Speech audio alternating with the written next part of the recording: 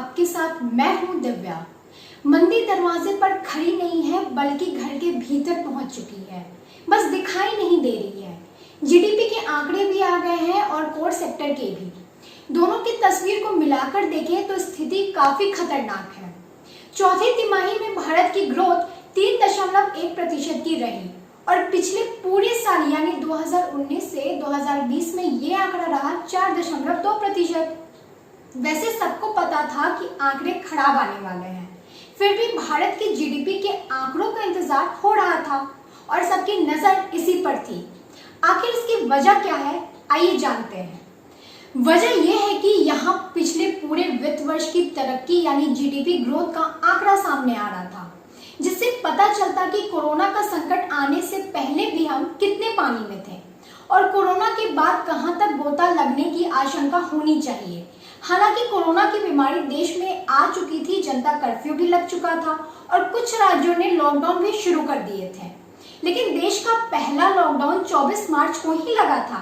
यानी जीडीपी के ये आंकड़े उस दौर के हैं जिनमें सिर्फ 7 दिन तक कारोबार ठप रहा था।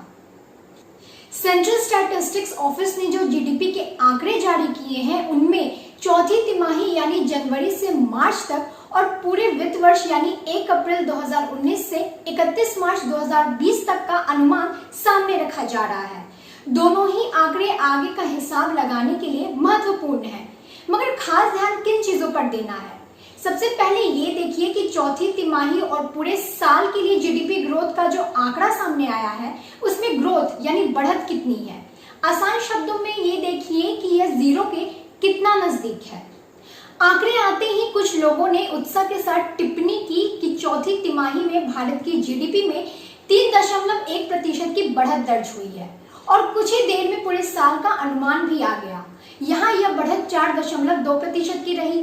जाहिर है जहाँ चारों ओर मंदी की आशंका जताई जा रही हो वहां यह कहना भी अच्छा ही लगेगा कि बढ़त हुई तो है, लेकिन इसके साथ यह देखना भी जरूरी है कि इसके पहले साल भारत की अर्थव्यवस्था 6.1% की रफ्तार से बढ़ी थी और करीब 10 से 12 साल से यह देश डबल डिजिट ग्रोथ यानी जीडीपी के 10% रफ्तार से बढ़ने का सपना देख रहा था।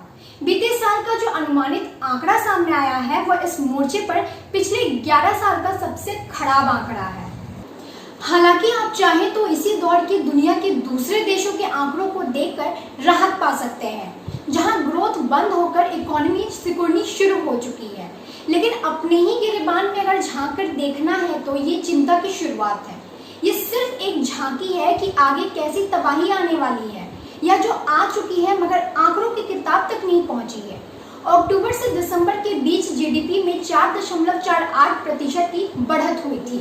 हालांकि यहाँ भी करीब 2 साल से लगातार गिरावट दर्ज हो रही थी और ये तिमाही आंकड़ा भी पिछले 7 साल का सबसे कमजोर आंकड़ा है। लेकिन जनवरी से मार्च के बीच तो ये रफ्तार 1.5% से भी ज्यादा गिरकर 3.1 पर पहुंच गई। यह सिर्फ एक हफ्ते के लॉकडाउन का असर है कि पूरे 3 महीने का आंकड़ा बिगड़ गया। अब सोच लीजिए कि जब अप्रैल, मई, जून के आंकड़े आएंगे तो नजारा कितना भयानक होगा। इन 3 में से 2 महीने तो करीब करीब सब कुछ ठप रहा और अगले महीने भी कितना काम शुरू हो पाएगा इस पर सवालिया निशाना लगा हुआ है। क्या हो सकता है कि इसकी एक झलक कोर सेक्टर के आए आंकड़ों में है। कोर सेक्टर यानी वो 8 उद्योग जिन्हें अर्थव्यवस्था की रीढ़ माना जाता है। अप्रैल के महीने में इनके इंडेक्स में 38.1% की गिरावट दर्ज हुई है। मार्च में भी यहाँ 9% की गिरावट थी, यानी 2 महीने में इनका कामकाज करीब आधा रह गया है। हालांकि सेंट्रल स्टैटिस्टिक्स ऑफिस ने भी इस बार अंदाज बदल दिया है।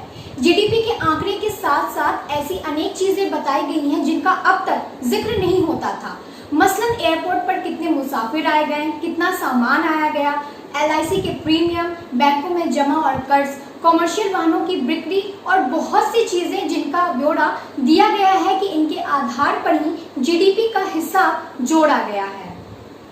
अगली तिमाही का आंकड़ा तो अगस्त में आएगा, लेकिन अनुमान यही है कि वो जीडीपी में भारी गिरावट दिखाने वाला है, जैसे इस बार सिर्फ 1 हफ्ते की बंदी का असर दिख रहा है, तब तो 2 महीने और उससे ज्यादा की बंदी का असर कितना भयानक होगा ये समझने के लिए किसी को अर्थशास्त्र पढ़ने की जरूरत नहीं है। लेकिन जो लोग पढ़ते और हिसाब जोड़ते रहते हैं उनका अनुमान है कि अगली तिमाही में भारत की अर्थव्यवस्था में 40% तक की गिरावट आने वाली है। लेकिन अब जरूरत यही है कि वो खराब इबारत दीवार पर लिखी जाने से पहले ही उसे मिटाने की तैयारी शुरू हो जाए।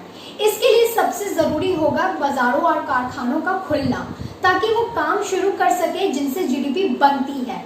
जैसे मेरा खर्च दुकानदार की कमाई, दुकानदार का खर्च उसे सामान बेचने वाली बड़ी कंपनी की कमाई, उसके कर्मचारियों का वेतन उनकी कमाई और टैक्स में मिलने वाली रकम सरकार की कमाई। यही सब जोड़कर बनती है जीडीपी, और जीडीपी तभी बनेगी जब लेन देन या कारोबार चलता रहे। इसीलिए अब सरकार को और समाज को वो रास्ता तो खोजना ही पड़ेगा जिससे कारोबार वापस पटरी पर लौट सके। अभी के लिए बस इतना ही। अगली बार फिर हाजिर होंगे किसी नए मुद्दे के साथ। तब तक के लिए नमस्कार।